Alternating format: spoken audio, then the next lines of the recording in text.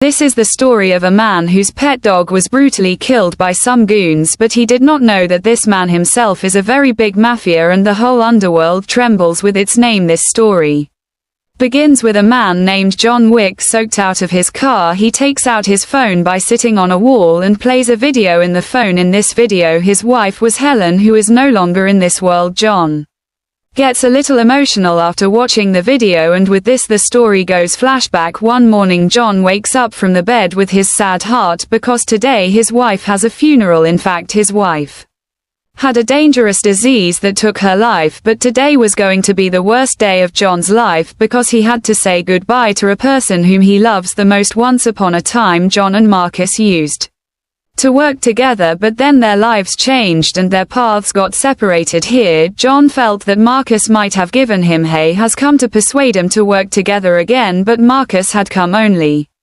to meet his friend who had just lost his wife. They talked for a while and then Marcus left. That night a parcel arrived at John's house which was sent by his wife. Helen had decided to give this gift to John before she died. When he opened the box, a small puppy came out of it. On top of the box he found Helen's letter in which she had written that after my death you will have to move forward in your life and give my place to someone else. So I have gifted you this puppy so that you can learn to love again. Now after reading this letter, John became very emotional and started crying bitterly. After this, when he took the puppy out, he noticed that Helen had named it Daisy. He brought Daisy to his room and made a small bed for her. He kept it for a while. He kept playing with Daisy and then went to sleep. The next morning John realized that he had no dog food. He quickly took out his Mustang and went to the market with Daisy. On the way he stopped at a petrol pump and started filling petrol in his car. Then another car came there, loud music playing. A man named Yusef was driving the car. A goon came out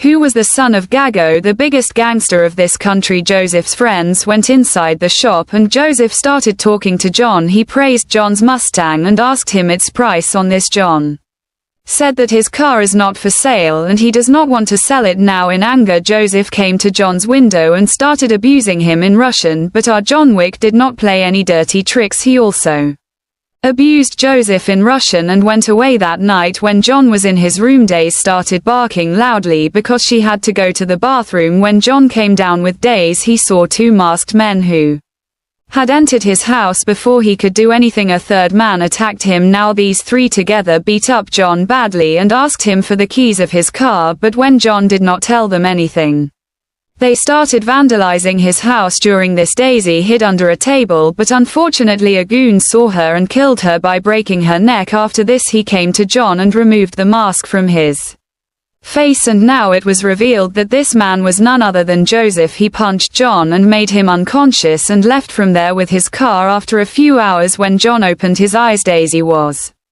already dead. After Daisy's death, John was completely broken because this puppy was the last memento of his wife. After crying a little, John composed himself and buried Daisy's dead body in his garden.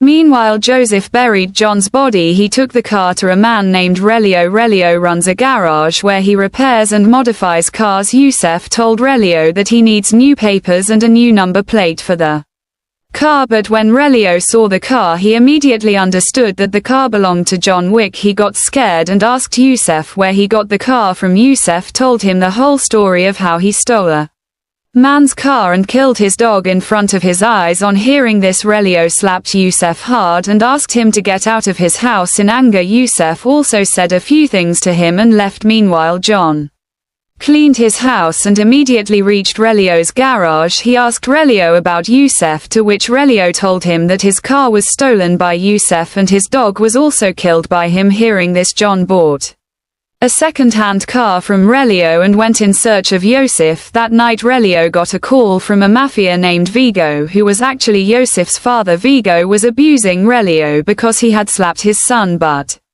when Relio told that Yosef had killed John, he got angry when he heard that he had stolen John Wick's car and had even killed his dog. Vigo became completely calm and disconnected the call. Now on hearing John Wick's name, Gugu's anger turned into fear and he started worrying about Joseph. After some time, when Joseph returned home, Vigo called him over. He gave Joseph a glass of wine and then punched him.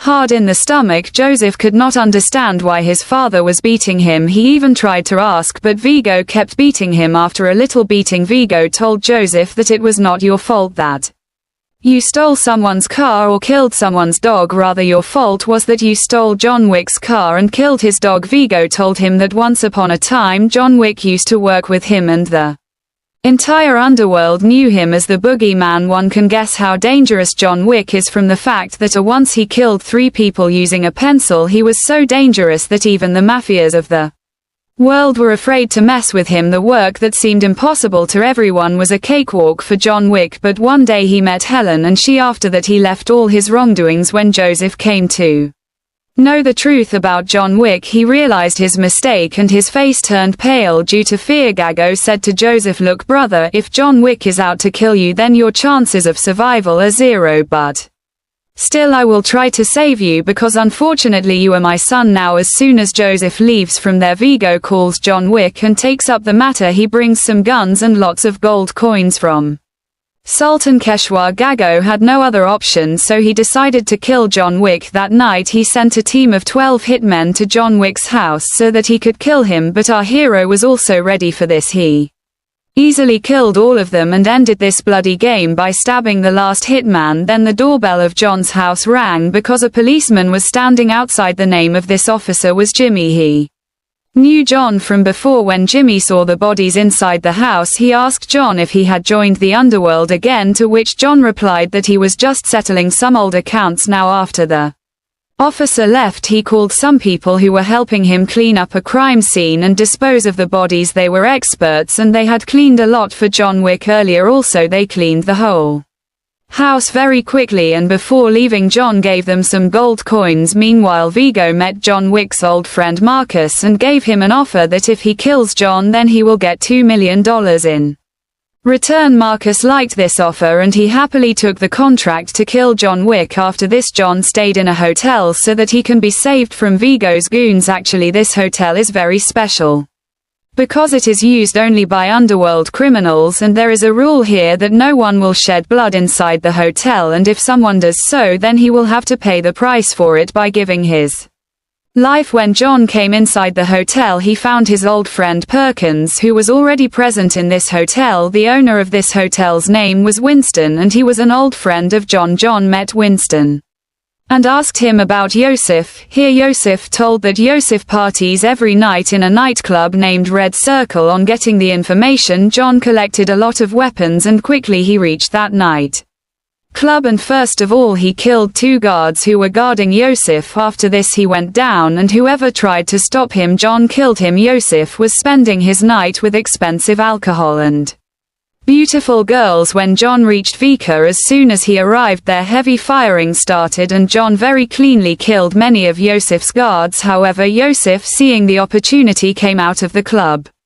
and escaped from there sitting in a car. Here John killed each of Yosef's men one by one, but during this he also got stabbed by a knife. After this he came back to his hotel where a doctor bandaged his wounds. Then he went to his room and gave relief to his pain by drinking some alcohol. That night Marcus went to the roof of the building in front, and from there he sat down aiming at John. Then he saw that someone was trying to enter John's room secretly, and on seeing this he ran away. He fired a shot to warn John. This person was none other than John's old friend Perkins. Perkins fired several shots at John, but John very cleverly dodged them. Perkins said that if I kill you inside this hotel then Gago will give me $4 million.